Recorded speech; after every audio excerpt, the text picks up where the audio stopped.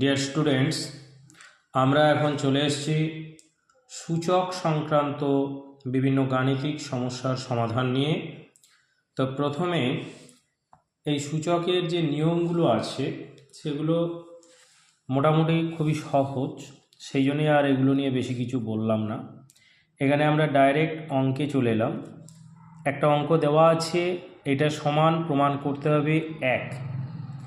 এটা প্রমাণ করা খুবই সহজ।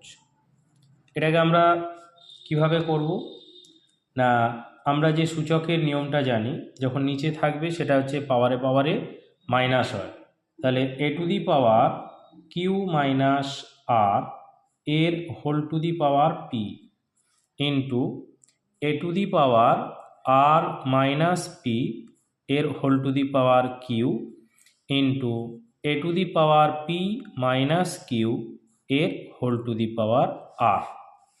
তাহলে এখন কি হবে না, যখনই আমাদের যে সূত্রটা ছিল A to the power M এর whole to the power N যদি থাকে, তাহলে সেই সূত্রটা হচ্ছে A to the power M N. ঠিক সেমভাবে এটাকেও আমরা করব। এ টু দি পাওয়ার এইটার সাথে এটা গুণ, এটার সাথে এটা গুণ, মানে P into Q minus R, একটা লাইন বেশি করছি, A to the power Q into R minus P into A to the power R into P minus Q. তাহলে এখান থেকে আমরা টোটাল যেটা আছে এবার পাওয়ারে পাওয়ারে যোগ হবে। আগে এটা গুণটা করে নেওয়া যাক, ঠিক আছে?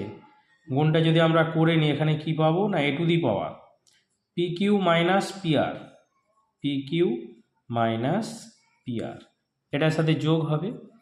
তাহলে Q R minus P Q, এটাও যোগ হবে, পি আর মাইনাস কিউ আর।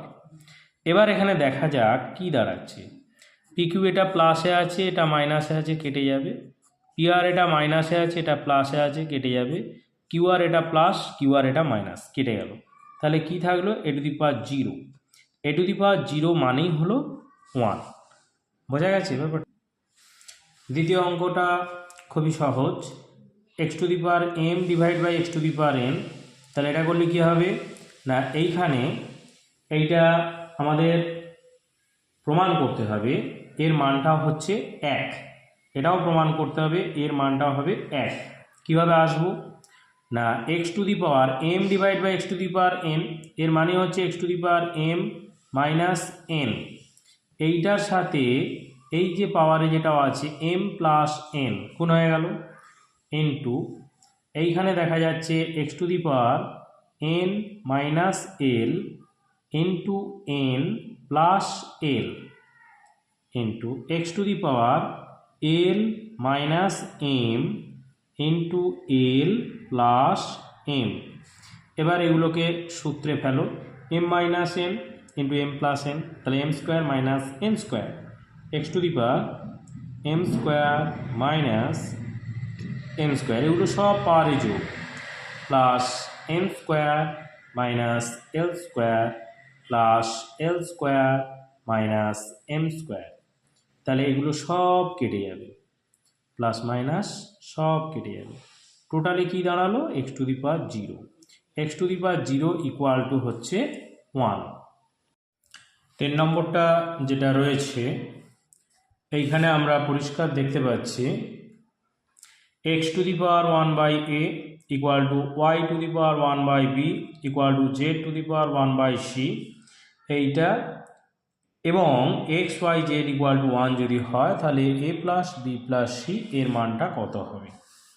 তাহলে প্রথমেই আমরা যেটা করব, এই টোটালটাকে আমরা ধরে নিচ্ছি কে।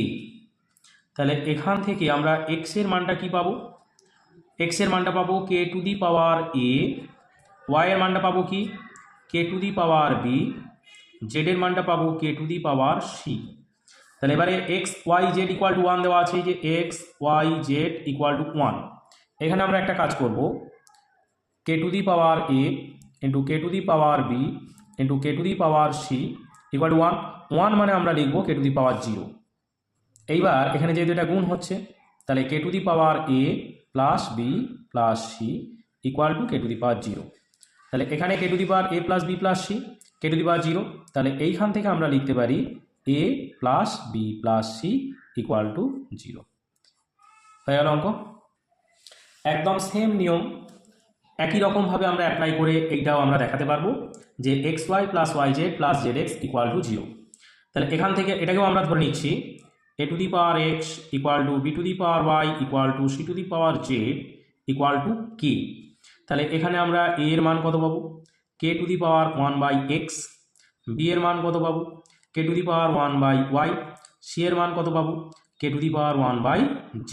প্রত্যেকটা দিয়ে অতএব চিহ্ন ব্যবহার করবো। এইবার এখানে এইটা যেটা দেওয়া আছে A B C equal to 1, তাহলে এখান থেকে আমরা লিখবো এ এর মানটা লিখবো K to the power 1/x into K to the power 1/y into K to the power 1/z equal to 1। 1 মানে হচ্ছে কে টু দি পাওয়ার 0। তাহলে এখানে আমরা লিখব k to the power 1/x plus 1/y plus 1/z equal to K to the power 0। তাহলে এখানে আমরা এটা লিখতে পারি 1/x plus 1/y plus 1/z equal to 0। তাহলে যদি আমরা এটা লসাগু করি তাহলে এক্স ওয়াই জেড হবে লসাগু, এক্স ওয়াই জেড।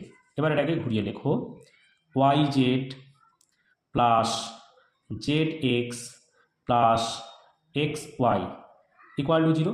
এটা যদি 0 হয় সেমভাবে এটাও 0 হবে, এটা গুণ হয়ে গেলে তাহলে X Y plus Y Z plus Z X equal to 0। এটাই আমাদের প্রমাণ করতে বলা হয়েছিল, তাহলে প্রুফড।